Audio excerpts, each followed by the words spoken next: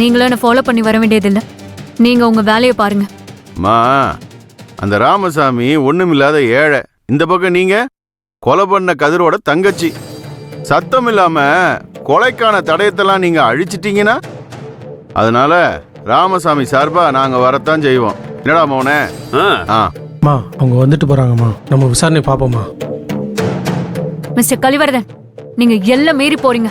இதுக்கு மேல போனீங்கன்னா ஒரு போலீஸ் ஆபீசரை வேலை செய்ய விடாம தடுக்கிறீங்கன்னு உங்க 2 பேர் மேலயும் கேஸ் போட வேண்டியதா இருக்கும். நாங்க எங்க தொல்லை பண்றோம்? வேலையை ஒழுங்கா பாருங்க தானே சொல்றோம். ஆமாமா, உங்க விசாரணை மேல எங்களுக்கு சந்தேகமா இருக்கு. அவங்க இங்கதான் இருப்பாங்க. எங்க கலிவர்தன் ஐயாவும் முரளி ஐயாவும் கூட இருந்தாதான் விசாரணை ஒழுங்கா நடக்கும். அவங்க இங்கதான் இருப்பாங்க. ஆமாமா, அவங்க இங்கதான் இருப்பாங்க.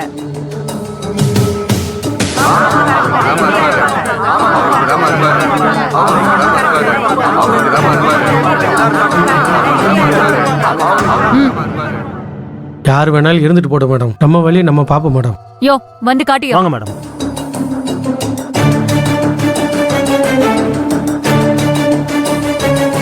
இதுதான் மேடம் அந்த இடம்.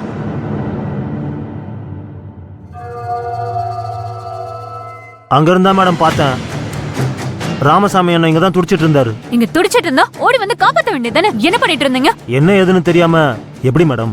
அது மட்டும் இல்லாம ஏற்கனவே கதிர் தம்பிக்கும் அவருக்கும் சண்டை இருந்ததுனால என்ன செய்யறதுன்னு தெரியாம கதிர் தம்பிக்கு போன் பண்ண மேடம். ஏமா போலீஸ்காரமா, நல்லா நோட் பண்ணிக்கங்க. ஏற்கனவே கதிருக்கும் அவருக்கும் முன்விரோதம் இருந்திருக்கு.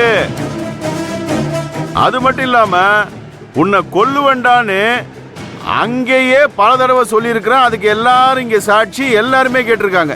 மிஸ்டர் கலிவர்தன், நான் அதை உங்ககிட்ட கேட்டா மட்டும் சொல்லுங்க. அப்படிலாம் சும்மா இருக்க முடியாது. எங்களுக்கு தெரிஞ்ச தகவலை சொல்லதானே செய்வோம். அவங்களை கண்டுக்காதீங்கம்மா, நம்ம விசாரணை நம்ம பார்ப்போம். சொல்லுங்க.